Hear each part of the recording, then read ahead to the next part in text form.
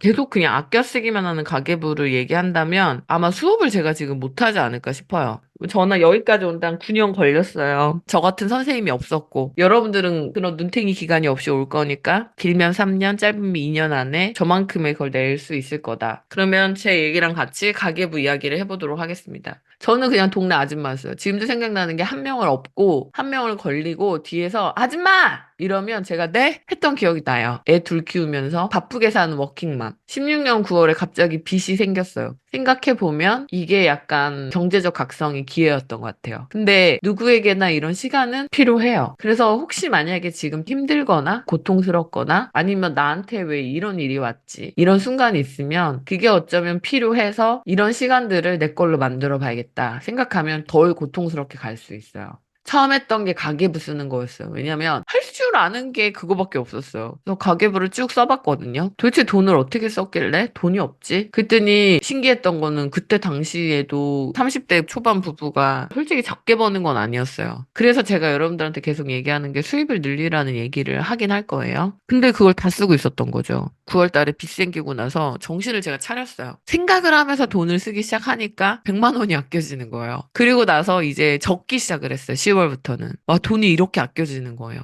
그래서 3개월 동안에 돈을 거의 한 천몇백만 원을 갚았어요. 그래서 1년 만에 상환을 다 하고 바로 저는 투자를 시작을 했고 그리고 건물도 샀어요. 바로. 그래서 제가 말씀드리는 거는 가계부는 커피값 아끼는 용도가 아니다. 사람들이 돈 버는 건 진짜 잘해요. 근데 맨날 다 쓰는 거예요. 그래서 수입 관리를 잘해야 된다라는 생각이 들어서 아, 요거를 해야겠다. 많은 분들이 이런 인사이트가 없으니까 어떤 상품 투자해야 되는지, 무슨 투자 시작해야 되는지. 근데 이런 고민보다 여러분들이 진짜 해야 되는 건 돈 어디다가 아껴야 되는지, 이 전략을 꾸준히 하기 위해서 무슨 전략을 세워야 되는지를 생각하는 게 진짜 중요하거든요. 에어비앤비를 세팅해가지고 80만 원을 벌잖아요. 근데 만약에 여러분들이 가계부를 잘 써가지고 그냥 현재 버시는 거에서 80만 원의 지출을 줄이게 되면 부업 한 개를 하는 거에 효과가 있어요. 근데 제가 진짜 깨달은 본질은 시간의 노예가 되고 싶지 않아서. 그래서 사실 돈을 많이 번다고 행복한 것이 아니고 결국 내가 어떻게 돈을 쓰고 있느냐가 행복을 결정하더라. 되게 많은 사람들이 돈으로부터 지배를 당하지 않기 위해서는 많은 돈을 벌어야 된다고 착각을 해요. 돈을 많이 번다고 해서 지배를 안 당하는 게 아니에요. 옛날 영상인데 김프로님이 있는데 부자가 되는 방법의 첫 단계로 이분이 신사임당에 나와서 무슨 얘기를 하냐면 종잣돈을 모아야 되는데 대부분 이걸 투자로 모으려고 한다. 근데 투자는 사라질 가능성이 있기 때문에 종잣돈은 투자로 모으는 게 아니다. 근로소득으로 모으는 거다. 이걸 물론 키우는 거는 투자를 할 수 있지만 종잣돈 자체는 안 먹고 안 쓰고 좀 안 잊고 이런 노력으로 해봐야 된다. 이제 이런 얘기를 해요. 실제로 내 돈을 알아가는 첫 단계는 내가 얼마를 벌고 얼마를 쓰고 얼마를 모으고 있는지를 확인해 보는 게 되게 중요해요. 지출을 기록하고 느끼면서 생기는 불편한 감정이 있는데 이걸 통해서 바로 지출이 약간 통제돼요. 여러분들의 현재 상황을 본 거죠. 무슨 얘기냐면 얼만큼 쓰고 얼만큼 줄일지에 대한 기준이 기록을 해야지 다시 들여다보는 게 된다라는 거야. 측정해야지 개선이 가능하고 그래서 가계부를 쓰는 건데 이게 재테크가 아니지라고 생각을 하거든요. 전략하는 과정을 거치지 않고 돈을 불리는 데만 몰두하죠. 작은 돈을 불리기 때문에 결과가 작고 그리고 시간이 너무 오래 걸려요. 그래서 저는 이걸 또 벌 수 있는 수단으로 이용을 하자라는 거죠.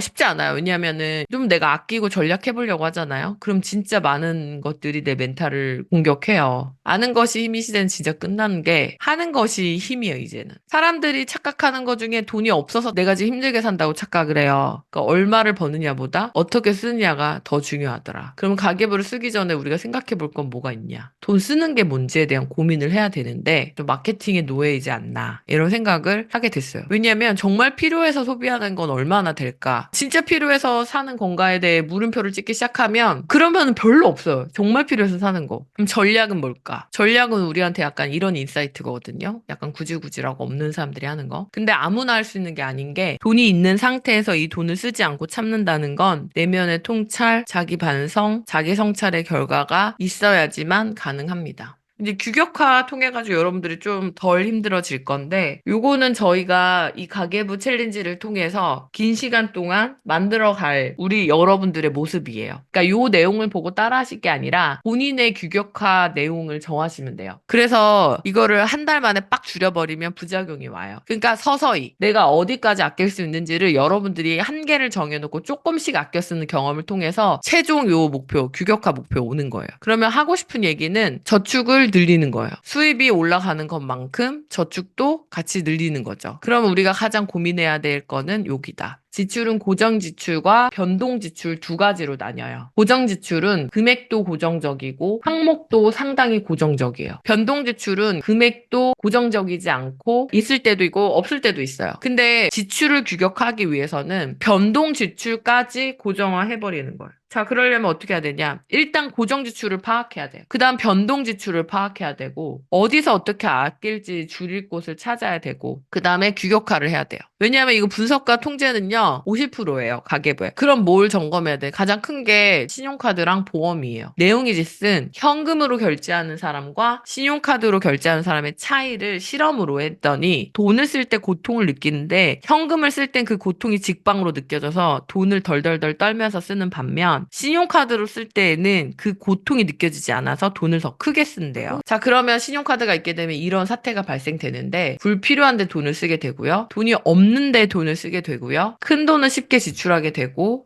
이게 지점이 달라져서 통제가 안 돼요. 보험을 줄여보자라고 얘기하는데 왜 제가 이 얘기를 하냐면 대부분 이제 저축이라고 생각하고 보험을 넣는데 불안한 심리를 이용한 장사고 많은 돈을 가져가고 아프면 조금 준다. 그래서 저는 전체 수입의 한 3% 정도의 보험료만 말씀을 드려요. 그럼 목표 설정할 때 그때 가장 중요한 게 가계부를 쓰려는 이유예요. 여러분들이 가계부를 쓰는 과정이 좀 힘들고 어려울 수 있거든요. 근데 이 목표를 설정해놓으면 아 내가 여기쯤에 왔네? 그럼 조금 더 있으면 여기로 갈 수 있겠다라는 게 눈에 보이면 참을 수 있고 견딜 수 있죠. 1억 모으기 대출 상환하기 내 집 마련하기는 사실 좋은 목표는 아니에요. 구체적이고 날짜를 정해서 세세하고 디테일하게 세우는 게 중요하긴 해요. 세부적인 계획을 세워서 차근차근히 한번 가보는 거죠. 가계부의 꽃은 사실 결산이에요. 결론적으로 이야기를 하면 우리가 한 달 동안 가계부를 잘 쓰잖아요. 그러면 돈은 어디에다 썼는지에 대한 플로우를 파악할 수가 있어요. 수입은 빠지지 않고 다 적으시면 돼요. 그 다음에 저축하고 있는 금액을 다 적으시면 돼요. 여기 한 가지 착각하는 게 실비보험이나 되게 나중에 받는 연금 같은 것도 저축이라고 생각하시는데 저는 그거는 일단 그냥 비용으로 넣으라고 말씀을 드려요. 근데 대출이 있는데 목표를 대출 상환으로 해요? 종잣돈 모으는 걸로 해요? 라고 물어보시거든요. 제가 나쁜 대출, 학자금, 자동차 구입 비용, 신용카드 청구 금액은 이미 사용해서 없는 돈이잖아요. 그러니까 나쁜 대출이니까 빨리 갚으라고 말을 하고요. 전세장 대출이나 진담보 대출은 갚으면 내 돈이 되잖아요. 이런 것들은 이제 조금 천천히 갚으셔도 된다. 이건 레버리지를 쓰는 거다라고 말씀을 드려요. 그래서 좋은 대출 원금 있잖아요. 저축을 했다라고 적으셔도 됩니다. 나쁜 대출이랑 그리고 나쁜 대출 이자, 좋은 대출 이자는 다 고정 지출에다가 적으시면 돼요. 다 적으신 다음에 세부 항목을 들여다보고 줄일 부분이 있으면 계획을 세우셔야 되거든요. 근데 고정 지출은 솔직히 얘기하면 한계가 있어서 많이 줄이지 못해요.